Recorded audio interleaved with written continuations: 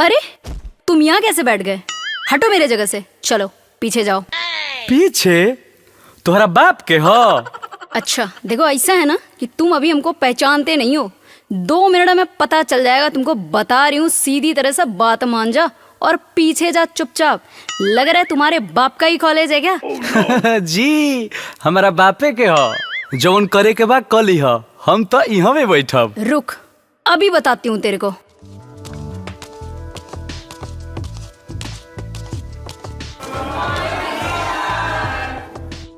ये सब क्या कर रहे हो? क्या तमाशा है? पूछिए सर इसी से। अरे हम कुछ ना कोई नहीं हो सर। कैली बरियारी हमसे अखिया देखा के, गुंडा ले खायाइल बड़ी 4 गोलिया के। काल खाली गईल रही चाचा के बराती, इहे अजबरले बड़ी सीट हमारे आके। इहे अजबरले बड़ी सीट हमारे आके।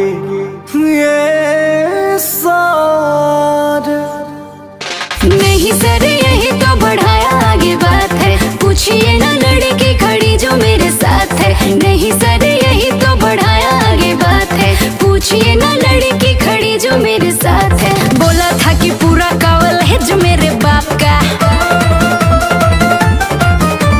सेकंड में नाप दूंगा तेरी औकात का। अरे बोला था कि पूरा कावल है जो मेरे बाप का। सेकंड में नाप दूंगा तेरी औकात का। अरे अरे क्या सीधा बन रहा है, देखो। हम तो कुछ नहीं कहनी, बदनाम कर दिली। कि हम तो कुछ नहीं कहनी, बदनाम कर दिली। ये सर हमको साफ साफ बताओ, हुआ क्या है? तुम लोग पढ़ने आते हो कि झगड़ा करने आते हो? सर ये मेरे साथ बदतमीजी किया है और ये महाबदतमीज है। पूछिए इसी से क्या हुआ। क्या किए हो जी? तो सुनी, बैठनी हया गिला बेंच पर आके, धक्का दिली पहले बोलली खिसिया के।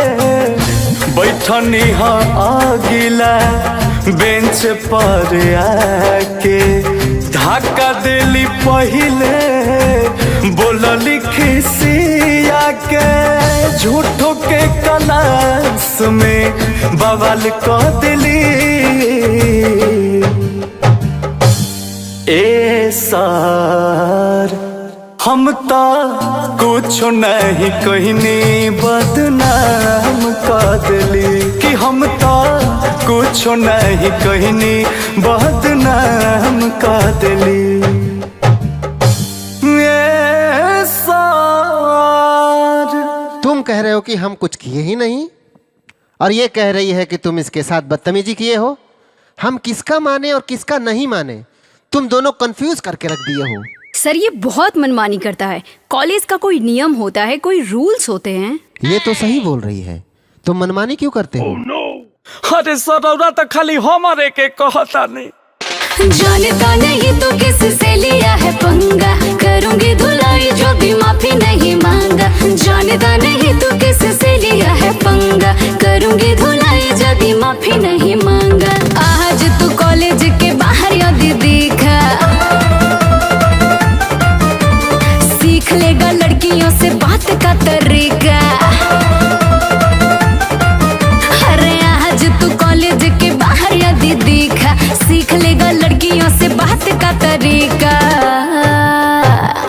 अरे सर हम तो कुछ नहीं कहनी, बदनाम कर दिली।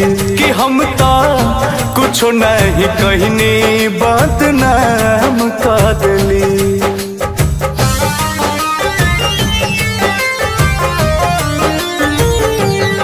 करना मान हो कि आगे हम बैठी, पूछली ना पवन से दिल्ली हका नहीं थी। झूठ बोल रहा है सर के ये। करना मान हकी आगे हम बैठी। पूछली ना पवन से दिल्ली हका नहीं थी।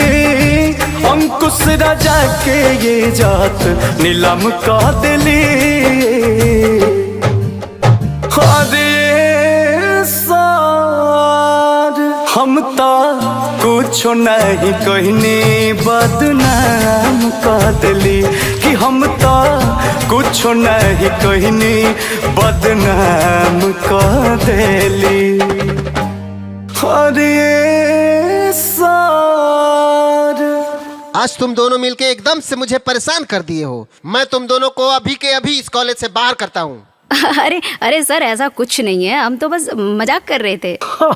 हाँ सर, मजाक करत रही जाए। एडजस्ट कर लेंगे, कोई इशू नहीं। हाँ हाँ हाँ।